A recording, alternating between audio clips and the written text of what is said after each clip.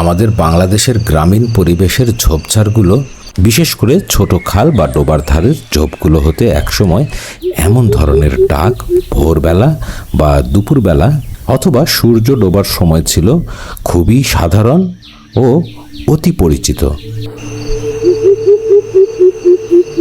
নিশ্চুপ কোলাহল মুক্ত এমন জায়গাগুলোতে এই ডাক অনেকের কাছেই পরিচিত ছিল ভৌতিক ডাক হিসাবে। পরিবেশ, প্রকৃতি এবং তার বাস্তুতন্ত্রের ভারসাম্য বজায় রাখতে এদের ভূমিকার কোনো তুলনাই হয় না। সেই ভূমিকায় এদের আচরণ অনেক ক্ষেত্রেই বেশ নিষ্ঠুর, কিন্তু এটি খাদ্য ও খাদকের ভেতর একটি সঠিক ভারসাম্য বজায় রাখতে খুবই গুরুত্বপূর্ণ।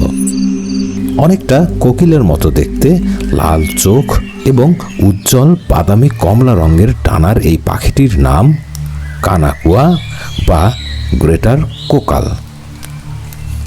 তবে শুধু কোকিলের মতো দেখতেই নয়, এরা আসলেই কোকিল পরিবার বা খুকুলিডি পরিবারের সদস্য।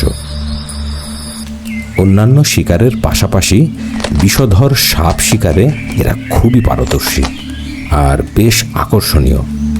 তবে কাজটি কিন্তু মোটেও এতটা সহজ নয়। ওদের শরীরের কিছু অংশ, যেমন এই ঠোঁট, হালকা বাঁকানো, মোটা এবং খুবই শক্তিশালী ওদের এই ঠোঁট।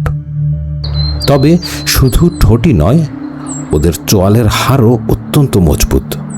এদের কামড়ানোর বল বা বাইট ফোর্স মোটামুটি 30 থেকে 40 নিউটন, যেখানে আমাদের পরিচিত কোকিলের বাইট ফোর্স মাত্র 20 থেকে 25 নিউটন।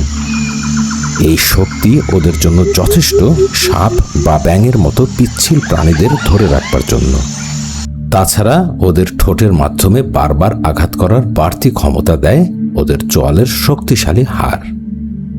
তবে শুধু শক্তিশালী চোয়ালই ওদের একমাত্র হাতিয়ার নয়। নিখুঁত আঘাতের জন্য ওদের প্রয়োজন হয় প্রখর দৃষ্টিশক্তির, যা ওরা ওদের এই উজ্জ্বল লাল রঙের চোখ হতে পেয়ে যায়। এই চোখ বিশেষভাবে গঠিত হয়েছে মাটিতে শিকারকে শনাক্ত করার জন্য। মাটিতে শিকারের সামান্য নড়াচড়াও এরা খুব সহজেই এই চোখের মাধ্যমে শনাক্ত করতে পারে। যারা এই পাখিটির সামনে পড়েছেন তারা নিশ্চয়ই খেয়াল করেছেন, ওরা আপনাকে খুব সহজেই শনাক্ত করতে পারে এবং খুব দ্রুত ঝোপে লুকিয়ে পড়ে। তাছাড়া ওদের রয়েছে লম্বা লম্বা পা। এগুলোর মাধ্যমেও ওরা গভীর ঝোপঝাড়ে অনায়াসেই যেমন চলাফেরা করতে পারে, তেমনি এতে থাকা শক্তিশালী নখর শিকারকে আঁকড়ে ধরতে সাহায্য করে।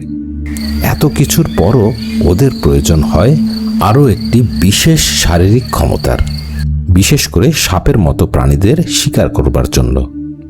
এই যে ওরা সাপের প্রবল বেগের ছোবল হতে নিজেকে বাঁচিয়ে নিতে পারছে, তা কেবল সম্ভব হচ্ছে নিজেদের দেহের ভারসাম্য সঠিকভাবে ধরে রাখতে পারবার কারণে।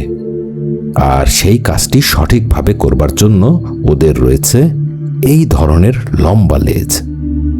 এমন লম্ফ ঝম্প করবার পরও ওদের শরীরের ভারসাম্যকে ঠিক রাখছে ওদের লম্বা এই লেজ।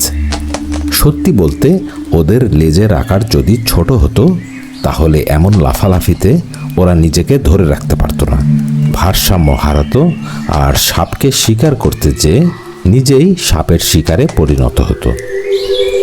তবে এই ধরনের লম্বা লেজ ও ভারী শরীরের কারণে ওদের একটি সীমাবদ্ধতা রয়েছে, তা হলো এই উড়বার ক্ষমতা। এমন ধরনের উড়ানকে আপনি একটি বড় সড়ো লাফানোর সাথে তুলনা করতে পারেন। অনেকটা উড়ন্ত কাঠ বিড়ালির মতো গ্লাইড বলতে পারেন। এরা উঁচু থেকে লাফ দিয়ে কিছুটা দূরত্ব বাতাসে ভেসে পার করতে পারে। ঠিক এমনই দূরত্ব এরা পাখা ঝাপটিয়ে কোনো মতো পার করে। আসলে এরা মূলত মাটিতে এবং ঝোপের ভেতর নিঃশব্দে হেঁটে বেড়ানো পাখি। বাংলায় এখন চলছে বর্ষাকাল।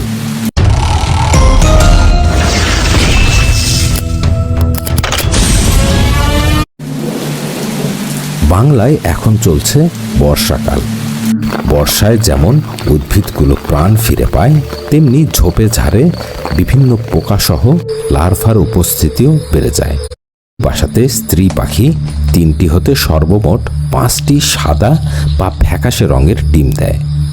প্রায় 15 থেকে 18 দিন স্ত্রী পাখিটি ডিমে তা দেয়। তবে স্ত্রীটি যখন খাদ্য সংগ্রহে বের হয় তখন পুরুষটি ডিমে তা দেয়। আর রাতে পুরুষটি বাসার পাশের ঝোপে থাকে এবং স্ত্রী ও ডিমগুলোকে বাইরের শত্রু হতে রক্ষা করে। এক কথায় দুজনই তাদের কাজ ভাগ করে নেয় এই সময় পর্যন্ত। 15 থেকে 18 দিন পর ডিম হতে ছানা বের হয়। এইবার বাবা মার দায়িত্ব বেড়ে যায় নিজেদের ছানাগুলোর জন্য খাবার সংগ্রহ করতে চেয়ে। ওদের ছানাগুলোকে দ্রুত বড় করতে প্রয়োজন হয় প্রচুর প্রোটিন। তাই ওরা বিভিন্ন পোকামাকড়, যার ভেতর প্রচুর বিষাক্ত পোকাও থাকে, সেগুলো সহ ব্যাঙ বা সাপের মতো বড় প্রাণীগুলো ধরে নিয়ে খাওয়ায়।